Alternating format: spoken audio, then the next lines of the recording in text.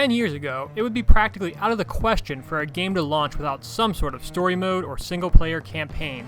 Even games that were clearly geared more for the multiplayer crowd typically featured single-player campaigns of some sort, which served to flesh out the in-game universe, develop characters, and tell a story.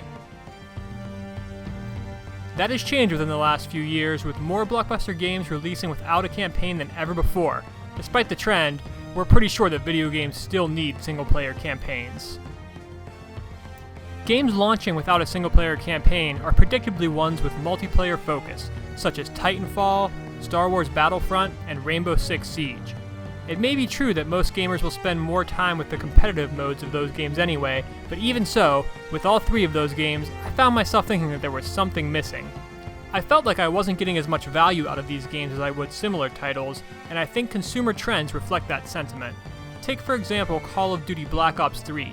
It launched at the same $60 price point as Titanfall, Star Wars Battlefront, and Rainbow Six Siege, yet offers significantly more content than those games. Black Ops 3 brings to the table a dedicated campaign mode that can be played solo or cooperatively, the return of the popular Zombies mode, and the critically acclaimed competitive multiplayer that the franchise is known for. Compare that to Star Wars Battlefront, which only has multiplayer and a shallow Horde-like mode, and it comes as little surprise that Black Ops 3 was the best-selling game of 2015.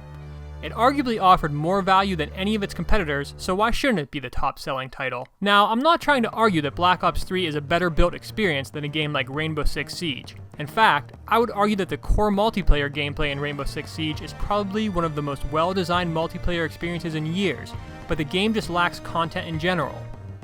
Siege only has a handful of maps, even fewer game modes, and a no single-player campaign outside of a series of tutorials with challenges tacked onto them. GameRant pointed out in its Rainbow Six Siege review that the core mechanics of the game are spectacular, but we couldn't help feeling like it wasn't worth the price of admission due to having a severe content deficiency.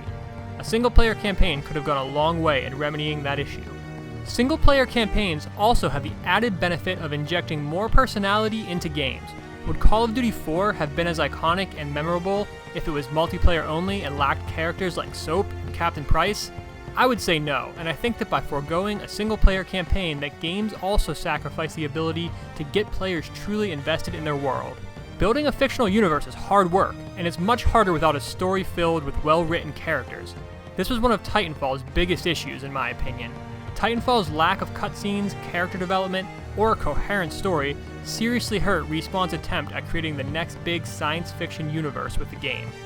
Hopefully, the rumors about Titanfall 2 having a single-player campaign will be true, so Respawn can give players the exciting new universe they should have created with the first game.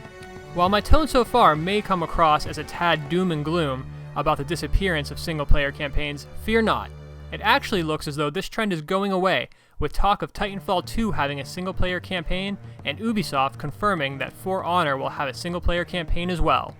When For Honor, which pits samurais, Vikings, and knights against each other in a brutal melee combat, was first revealed, its E3 2015 trailer made it seem as though it would be multiplayer only, but I'm glad to discover that is not the case.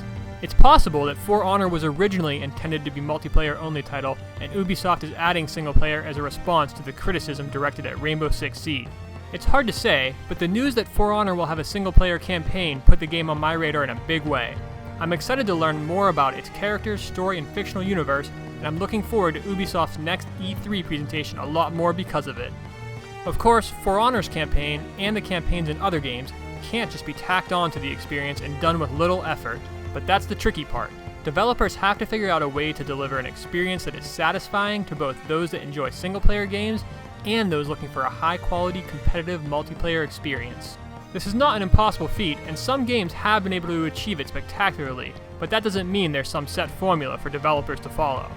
Hopefully, AAA developers have learned their lesson in 2015, and the trend of campaign-less major releases will soon be just a bad memory.